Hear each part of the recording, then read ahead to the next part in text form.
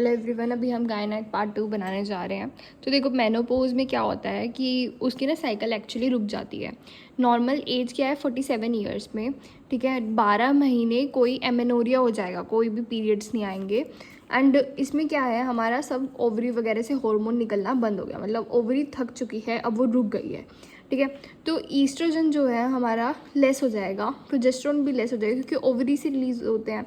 लेकिन हमारे जो उससे ऊपर वाला होता है, ऐसे ही हमने एमेनोरिया वाले में भी पढ़ा था कि उससे ऊपर वाले जो चीज़ होते हैं वो बढ़ जाते हैं। तो एफएसएच हमारा बहुत ज़्यादा बढ़ जाएगा। एंटी मुलेरियन हार्मोन भी कम हो जाएगा because it is also from ovary. And LH बढ़ गया, एफएसएच बढ़ गया। देन स्ट्रो स्टेजिंग करते हैं हम इसके लिए, ठीक है। तो ऐसे इमेजिन करो कोई मेनोपोज वाली आंटी है, वो स्ट्रो से कुछ पानी वानी पी रही है, ठीक है। तो ईवन जो होता है हमारा वो बढ़ जाता है। ईवन हमारा कहाँ कहाँ बढ़ेगा, नॉर्मली क्या है कि हमारा E2 बढ़ता है, ठीक है, रिप्रोडक्टिव एज में। प्रेगनेंसी के अंदर E2 भी बढ़ता है, E3 भी बढ़ता है। E3 मोर स्पेसिफिक होता है even in case of obesity, PCOS and menopause. जब ओवरी काम करना बंद कर देती है तब बढ़ता है, ठीक है। पैराबेसल सेल्स हमें कभी नहीं दिखते रिप्रोडक्टिव वाले में, मेनोपोजल वाले में ही दिखेंगे। ये बिना न्यूक्लियस के ब्लू सेल्स होते हैं। अगर मैं ऐसे बनाऊँ तो ये ब्लू सेल को कलर कर दिया, बस ये है हमारा पैराबेसल सेल, ठीक है। फिर उसके बाद आती है बात पेरीमेनोपोजल। तो क्या होता है, इनसे पहले ही ना चेंजेस आने शुरू हो जाते हैं बॉडी में कि साइकिल की लेंथ जो है वो बढ़ गई, that is more than 7 days, क्योंकि जितना आना अभी आ जाओ फिर ख़त्म होंगे। मोस्ट कॉमनली हमारे हॉट फ्लैशेज होते हैं, वैसोमोटर एक्टिविटी होती है, पसीने आना रात को, ओस्टियोपोरोसिस हो जाता है, सेनाइल वेजाइनाइटिस होता है, ठीक है। तो अब इसमें डायग्नोसिस में क्या करेंगे, वही ईस्ट्रोजन कम है, इनिबिन बी भी कम है बिकॉज ओवरी नहीं काम करी, इनिबिन बी को वही रिलीज़ करती थी, वो कम होगी, AMH कम हो गया, FSH LH बढ़ जाएगा, ठीक है। फिर उसके बाद हम हॉट फ्लैशेस के लिए क्या दे सकते हैं, हम हार्मोन रिप्लेसमेंट थेरेपी दे सकते हैं। अगर तुम्हारे पास यूट्रस है तो you can not give only oestrogen because oestrogen के बढ़ने से हमारा एंडोमेट्रियल कैंसर के चांसेस बढ़ जाते हैं। लेकिन हिस्टेक्टमी हो चुकी है एंड फिर मेनोपोजल स्टेज है, पेरीमेनोपोजल स्टेज है, you can give this oestrogen plus progesterone देंगे अगर यूट्रस प्रेजेंट है, ठीक है। और ये साथ में HRT क्या करता है, देखो एक ट्रिक होती है हमारी OCPs के लिए, CEO, ठीक है। उसमें से जो C है ना, ये दोनों के लिए कॉमन है। जो हमारा OCPs होते हैं वो endometrial cancer and ovarian cancer को भी कम करते हैं, लेकिन जो हमारी HRT है वो सिर्फ कोलोन कैंसर को कम करता है। Breast cancer and heart diseases को बढ़ा देता है हमारा HRT।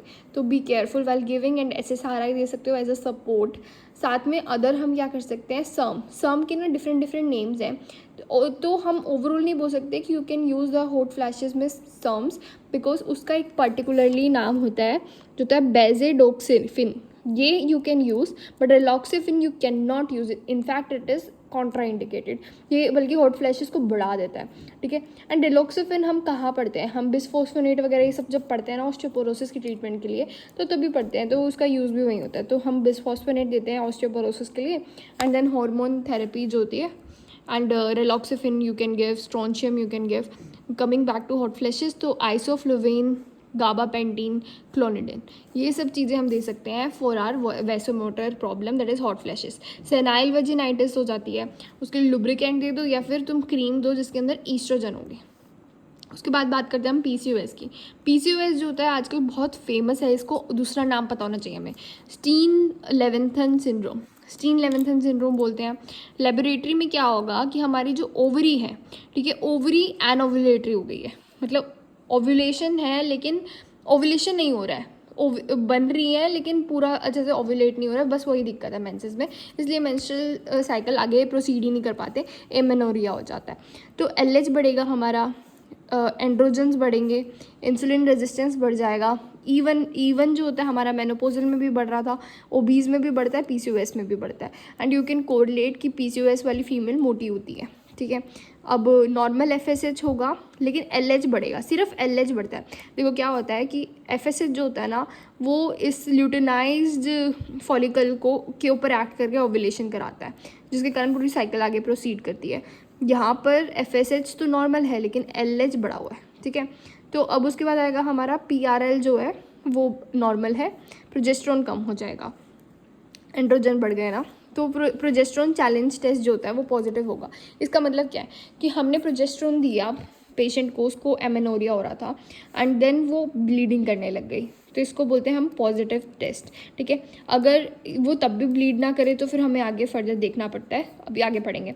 रोटेंडम क्राइटेरिया होता है जिसके अंदर तुम्हें कोई भी 2 चीज़ें मिल जाए अमंग दीज 3, तो कौन कौन सी चीज़ें हैं? एक तो हमारा increase in androgen that is hirsutism and amenorrhoea, oligomenorrhoea भी कह सकते हो। अल्ट्रासाउंड पे more than 12 follicles 10 cc volume के 10 mm साइज़ के नियर बाय, ठीक है, या less than 10 mm size learn कर लो, ठीक है। कोई रिस्क नहीं होता इससे ओस्टियोपोरोसिस का, ये वैसे भी यंग फीमेल के अंदर है तो ओस्टियोपोरोसिस की कहाँ ही बात आ गई।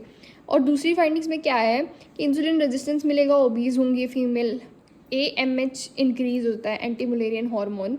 सबसे पहले हमें क्या करवाना है उस फीमेल को, बोलना है लाइफस्टाइल मॉडिफिकेशन, चाहे वो इनफर्टिलिटी की ट्रीटमेंट हो या नॉर्मल ट्रीटमेंट हो, you have to ask for the lifestyle modification उससे। एंड OCPs दे दो। OCPs में क्या मेंसेस की रेगुलरिटी हो जाती है, हिर्सुटिज्म भी कंट्रोल करने के लिए सबसे पहले ट्राई दी OCPs नहीं काम करी स्पाइनल इलेक्ट्रॉन ऐड करो, नहीं काम करी तो प्रोजेस्टेरोन की जो 4th जनरेशन आई है ना नई वाली, उसको दो, that is cypro acetate, cypros acetate ऐसे करके कुछ होता है। मेटफॉर्मिन दे दो। इनफर्टिलिटी के लिए सबसे पहले लाइफस्टाइल मॉडिफिकेशन करो, फिर लेट्रोजोल दो।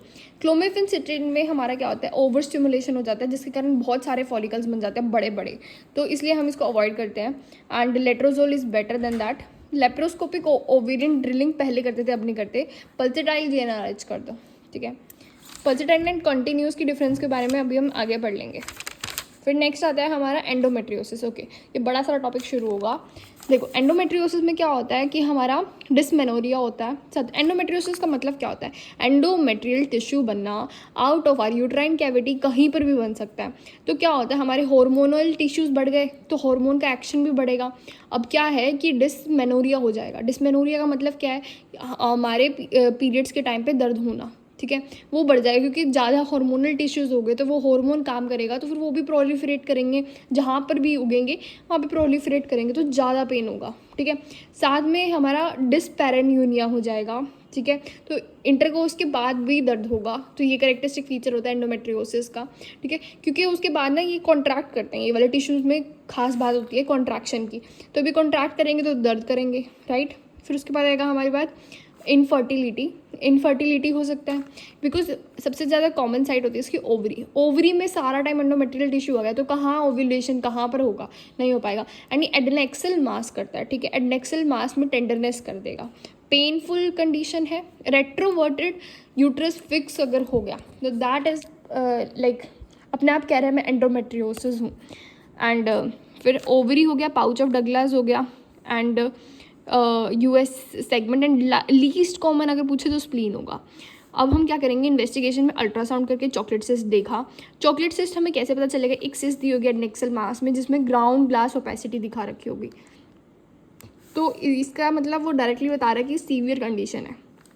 हम क्या कर सकते हैं, इन्वेस्टिगेशन ऑफ चॉइस में हिस्ट्रोस्कोपिक, अल्ट्रासाउंड से बेटर इन्वेस्टिगेशन है हमारे लिए हिस्ट्रोस्कोपिक या फिर गोल्ड स्टैंडर्ड HP कर लो, ठीक है।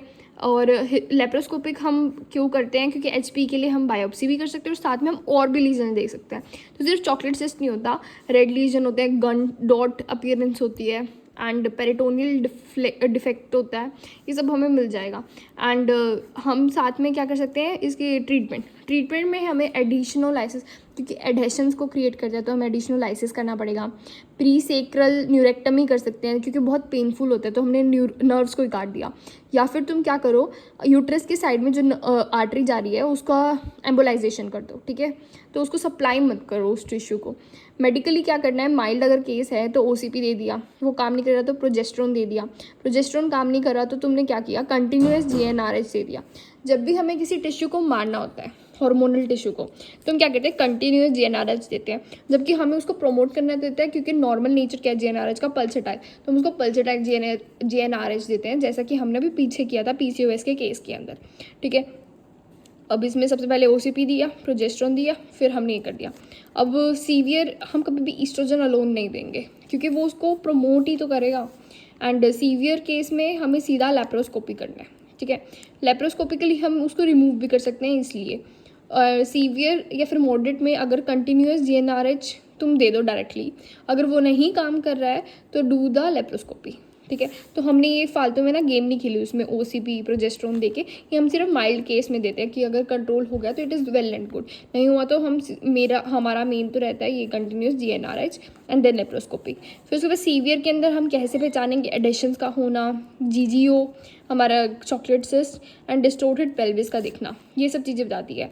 इनफर्टिलिटी में माइल्ड है तो फिर तुम नॉर्मल की तरह एक्ट करो कि क्लोमिफेन सिट्रेट दे दिया, इंट्रा यूट्राइन इंसेमिनेशन करवा दी, अगर वो नहीं काम करा तो IVF, इन विट्रो फर्टिलाइजेशन। मोडेड के अंदर तुम्हें IVF डायरेक्टली करना है, इंट्रायूट्राइन इंसेमिनेशन के बारे में वेट नहीं करना बिकॉज वो ऑलमोस्ट ओव्यूलेशन होने ही नहीं देगा। फिर आता है हमारा सीवियर कंडीशन में कंजर्वेटिव करो, क्योंकि कोई चांसेस नहीं है मतलब फर्टिलिटी के, लेकिन अगर प्रेग्नेंट फीमेल नहीं होना चाहती है तो हम क्या करेंगे, लेस देन 5 सेंटीमीटर है तो फॉलो अप करो, मोर देन 5 या इक्वल है तो हम लैप्रोस्कोपिकली सिस्टेक्टमी कर देंगे, तो मतलब उसको हटा ही देंगे। फिर आता है हमारा फाइब्रॉइड, नेक्स्ट में पढ़ते हैं। Thank you.